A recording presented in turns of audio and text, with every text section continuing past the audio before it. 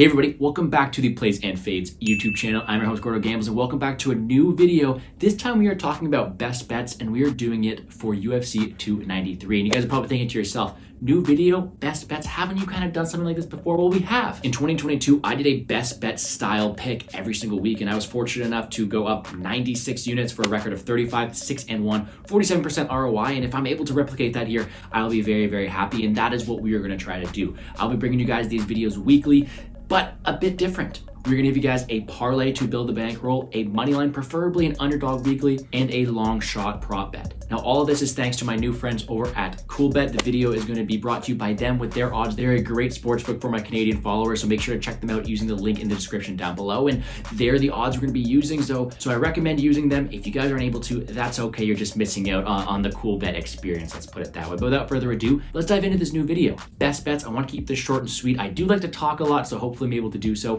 Let's get it started with our favorite parlay of the week. Now, these parlays are here to build the bankroll. There's something that might be a little bit chalky, but legs I feel comfortable in. An example of this is one I did a couple weeks ago where I took Max Holloway, Rooney Nakamura, and the under in the Kineshita Goff fight. Something like that to, might not be the prettiest of things, but gets us to the finish line, allows us to build the bankroll. And the first leg to do so is going to be Mr. Carlos Ulberg. 8-1 fighter out of Australia, someone who's going to be headlining the prelims this week, and someone who, you know what, man, not only who is a much better fighter than me, much better looking as well, holy, someone who they're looking to market here and someone who has a favorable matchup to do so. He's not only in front of his home crowd, but has a great camp behind him in City Kickboxing, also an incredible kickboxing skill set. Very technical striker, a lot of power, and he has exemplified that with round 3 knockouts in his last 3 fights. Now, yes, his level of competition, his ground game, and his cardio are 3 things in question. However, I do think he's working with the right people to improve them, and I do think he has a matchup here where he's able to have success. Dong Zhang's not necessarily someone who's going to go out there and overwhelm you with volleying. I mean, Carlos Ulberg is going to have more than a 4 strike differential per minute improvement on his side, and although Zhang has a decent frame and some decent takedown upside, he's going to be at a physicality disadvantage to someone like Ulberg. Add in the fact that Zhang was knocked out 2 fights ago, someone whose striking defense isn't always up to par and who can be hit. I don't think that is a good matchup against Blackjack here in Ulberg, who is very dynamic, very powerful, and who I do think shuts the lights off of Dong Zhang.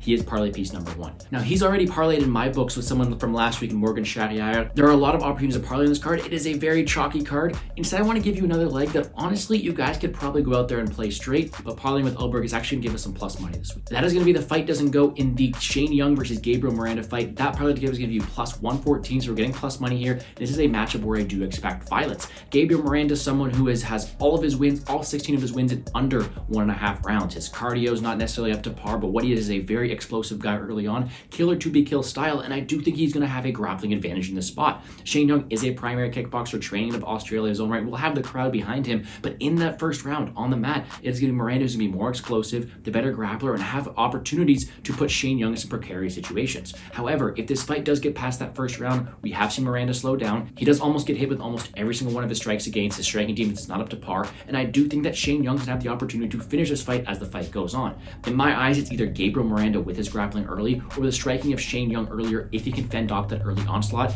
Either way, I like violence here, and this is a fight where I'm taking the under. Now, with those 2 legs, those are 2 I like very much, and we will take plus 114 all day. That is a good way to build a bankroll for another play like this, where we are taking a big plus money underdog. When I mean big because it's Tai Tuivasa. He is a big boy. Tuivasa this week is sitting at plus 210 on CoolBet, and he is definitely someone looking to attack from a moneyline perspective. Yes, he's getting a very tall Russian figure ahead of him in Alexander Volkov, but someone who I think is on the decline of his course of his career. Now, a lot of people are going to go up to you and say, Tuivasa was just knocked out in his last 2 fights, and that is true, but those are against 2 much more powerful punchers in Sergey Pavlovich and Cyril Gane. Gane went to a 3-round war with, landed a few shots, probably could have landed shots that would have put out Volkov's lights, and then he turned around on very short notice to fight Pavlovich, which kind of led to his decline there and being knocked out.